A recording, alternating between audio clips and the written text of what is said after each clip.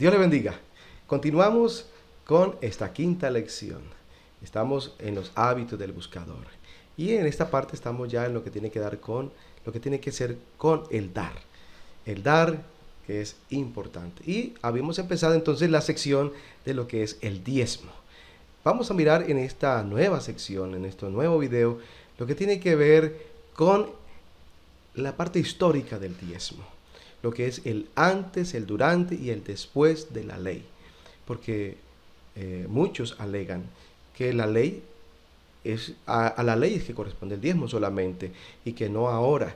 Pero vamos a mirar bíblicamente qué nos dice acerca de esto del diezmo antes de la ley. Antes de la ley encontramos varios ejemplos. Y yo diría que antes de mencionar este que aparece allí en pantalla, que es Abraham, tenemos un ejemplo muy especial, sobre todo en el acto de dar, que es un acto voluntario. Siempre Dios lo ha puesto como en la esencia del ser humano. Es algo que va intrínseco en la naturaleza del hombre, el querer darle a Dios las cosas de Él. Por ejemplo, cuando encontramos allá la historia de Caín y Abel, la Biblia dice que Abel trajo voluntariamente a Dios una ofrenda, pero Caín también trajo una ofrenda, pero hubo diferencia entre lo que cada uno dio. Entonces, desde allá, desde los primeros hombres sobre la tierra, vemos cómo la humanidad, el ser humano, le ha ofrecido a Dios.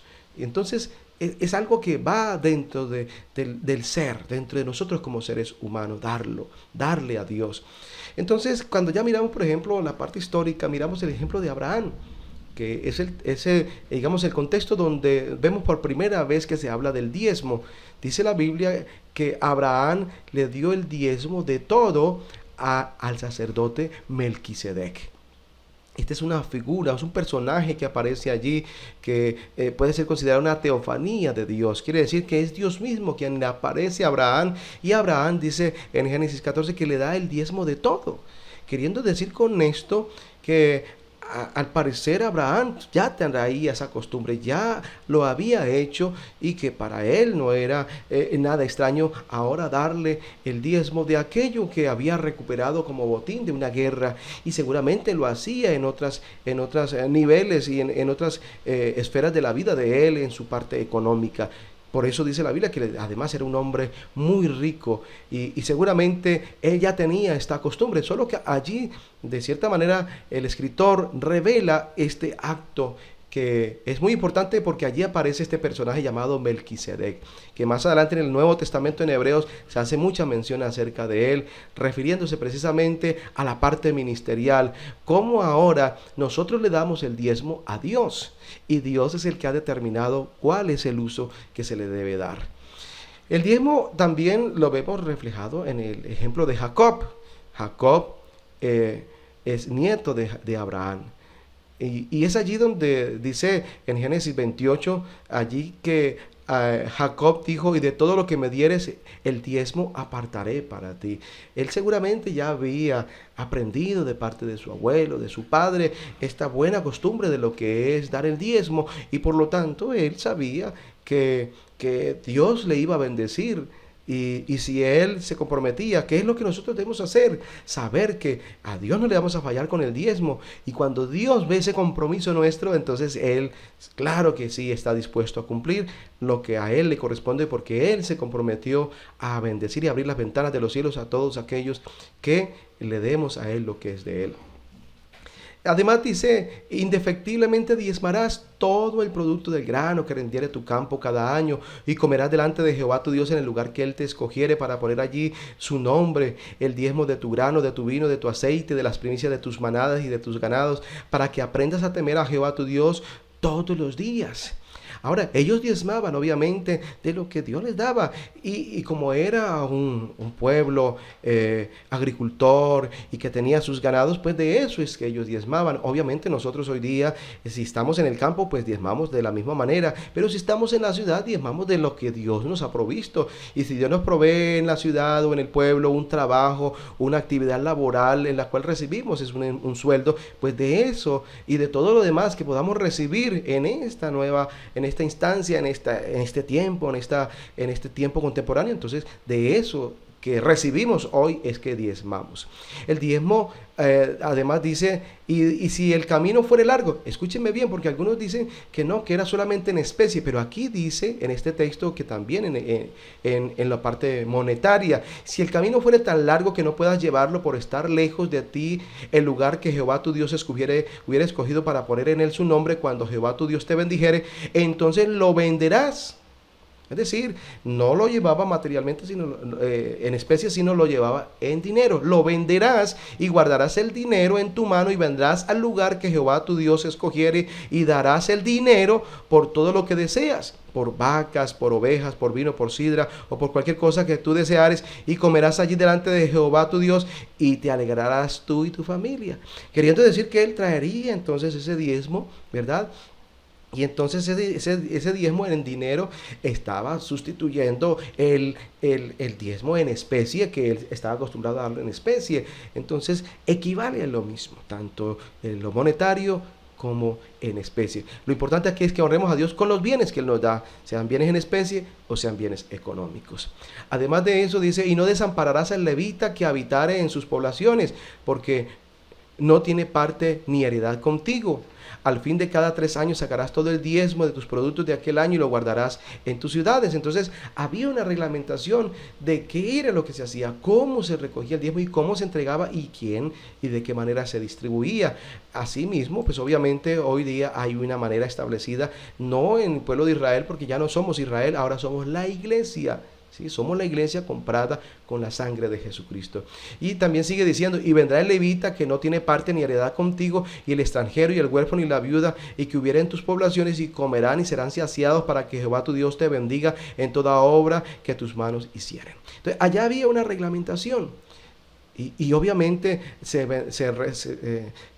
bendecía o se beneficiaba mejor aquellas personas que allí en esa ley establecía, ¿cierto? Allí se reglamentó, en este caso, a los extranjeros, a los huérfanos, a las viudas. Era la reglamentación que había dentro del pueblo de Israel, para que de esa manera, de tal manera que como los levitas y sacerdotes no tenían herencia, ellos no les habían recibido tierras, entonces su herencia era esta parte de los diezmos y las ofrendas. Entonces dice, de estos diezmos comían los levitas y sacerdotes, según Números 18, del 1 al 32, así como sostenían todo lo concerniente al culto a Dios, hasta los sacerdotes y levitas ofrendaban el diezmo de los diezmos recibidos, siendo este mandamiento para todo el pueblo. Obviamente hoy día también nosotros diezmamos del diezmo que recibimos, nosotros los pastores damos el diezmo del diezmo, y es allí donde se cumple también esta parte. Entonces, ahora miremos el diezmo durante la ley. Dice, y si alguno quisiera rescatar algo de ese diezmo, añadirá la quinta parte de su precio por ello. Aquí había una ley bastante interesante, porque puede ser que alguno tenía, qué sé yo, algo en especie, un animal, y de pronto se prendó, se quería quedar con ese diezmo. Entonces, ¿qué tenía que hacer? Pagar un poco más de ello, y era la quinta parte, es decir, un 20% adicional. ¿Sí? Y podía pagarlo en dinero y quedarse con aquello que de pronto lo quería para sí. Y dice, desde los días de vuestros padres os habéis apartado de mis leyes y no las guardaste. Volveos a mí y yo me volveré a vosotros, dijo Jehová de los ejércitos. Mas dijiste, ¿en qué hemos de devolvernos? ¿Robará el hombre a Dios? Pues vosotros me habéis robado. Entonces aquí en el texto que yo les explicaba la vez pasada, donde la gente se había apartado de Dios y el Señor los quiere recoger nuevamente, pero para recogerlos Él debe volver a instalar la parte ministerial. Y entonces, si dijisteis, ¿en qué te hemos robado? En vuestros diezmos y ofrendas, malditos sois con maldición, porque vosotros la nación toda me habéis robado. Traed todos los diezmos al alfolí. Mire, aquí hay que traerlos todos, no una parte, no es un 50%, sino todo ese 10% del diezmo, de lo que yo haya recibido, y no fragmentarlo. Dice, y haya alimento en mi casa, es decir, para el sostenimiento de las cosas ministeriales en la casa del Señor. Ahora, en el Nuevo Testamento, ¿qué nos dice la Biblia en el Nuevo Testamento? La ley y los profetas eran hasta Juan. Desde entonces el reino de Dios es anunciado y todos se esfuerzan a entrar en él. O sea que había una instauración de una ley hasta Juan y todos los profetas, pero ahora viene el establecimiento del Evangelio, que es ese nuevo pacto en Dios.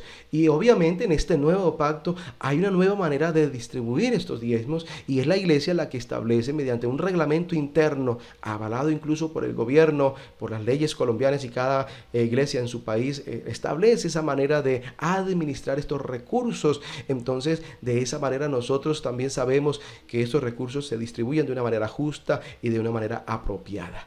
Pero ¿anulamos entonces la ley por medio de la fe? De ningún modo. Al contrario, confirmamos la ley. Es decir, si nosotros estamos diezmando hoy, estamos confirmando la ley. Estamos diciendo, estamos de acuerdo con la ley de los diezmos, y por eso hoy día también diezmamos. El mismo Jesucristo dijo que Él no vino a abrogar la ley, sino a cumplirla. Entonces Jesucristo menciona en diversas ocasiones la necesidad de diezmar y de ofrendar. Por ejemplo, en una ocasión en San Mateo capítulo 23, el Señor le dice a los fariseos: vosotros sois hipócritas, porque diezmáis el eneldo, el comino, y te olvidaste de la justicia, de la fe y de las buenas obras. Y Él les dijo, era necesario hacer esto sin dejar de hacer lo otro. Es decir, los sacerdotes estaban ahora para ministrar justicia, para ministrar la fe, las buenas obras. Pero ¿qué pasó? Ellos se dedicaron casi exclusivamente a mirar a ver cómo recogían los diezmos, y se habían olvidado de la administración. Lo que el Señor les dice aquí no es, bueno, ministren, reciban los diezmos, pero también ministren. Es decir, ocúpense en las cosas a las cuales el ministerio está dado. Entonces, de esa manera, Jesucristo le dio esa viabilidad y esa continuidad a lo que es el diezmo. Y los miembros de la iglesia tienen la obligación de diezmar. Entonces dice en Mateo 5, porque os digo que si vuestra justicia no fuere mayor que la de los escribas y fariseos, no entraréis en el reino de los cielos. Claro que debemos diezmar, claro que es no solamente un deber, sino es un deleite nuestro, es algo que nos ayuda a acrecentar y afianzar nuestra fe y nuestra confianza en el Señor. Y es así como lo practicaban los primeros cristianos, nuestros hermanos allá en el principio, según estos textos que encontramos en Hebreos y en Hechos. Y el apóstol Pablo dice, pues doy testimonio de que con agrado han dado conforme a sus fuerzas y aún más allá de sus fuerzas. El mismo apóstol Pablo reconocía que el pueblo de Dios, en su momento que él estaba haciendo las giras misioneras, se dio cuenta que el pueblo se había esforzado para ayudarle, para el sostenimiento de la obra a través de todos estos aportes. Llegamos entonces al final de esta parte de esta sección de los diezmos. Continuaremos en otro video con otro tema muy importante de lo que es el dar. Le invito para que desarrolle el material que le estaremos enviando y seguiremos aprendiendo de la palabra de Dios.